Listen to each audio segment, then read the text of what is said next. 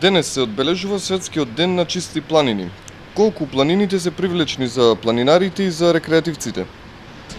Планинарскиот клуб организира акции кои што се на ниво на градот, така да на тие акции земаат големо учество и млади планинари. Секоја наша акција е посетена од прилика преку 100 планинари, да во тие 100 планинари може да кажам дека 70% се млади планинари кои што почнуваат да ги учат вештините за совладување на тајните на планината. Планинарскиот клуб Љуботен вложува исто така големи напори за маркирање на планините, така да имаме негде околу 26 маркирани планинарски патеки, така да секој кој планинар почнува да планинари може безбедно да се чувствува, бидејќи патеките се навистина маркирани и не може никој да залута, бидејќи постојат и табли, ориентациони, на кои што е опишана секоја патека, нејзината должина и времетраењето на искачувањето. Дали помладите генерации се заинтересирани за прошетка по планинските предели?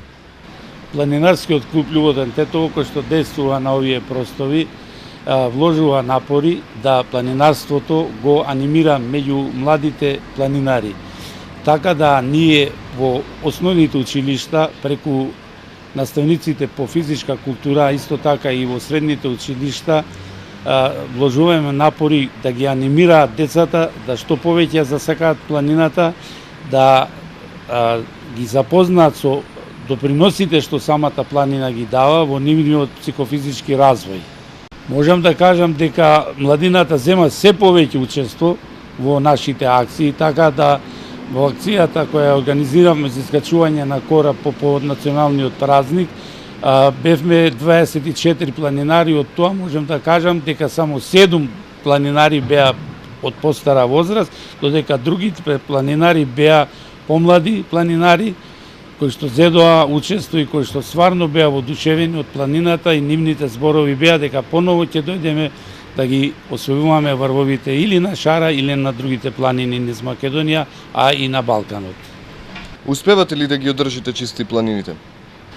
После секоја акција, Планинарскиот клуб Љуботен организира собирање на сметот кој што го оставаат планинарите. Така да пред почетокот на акцијата секој планинар и учесник не мора да биде планинар, учесник во таа акција добива информација дека секој ѓубре што ќе се остави, што ќе се направи, мора да се прибере во најлонче и тоа ѓубре да се врати назад во градот, да го сместиме во контейнер.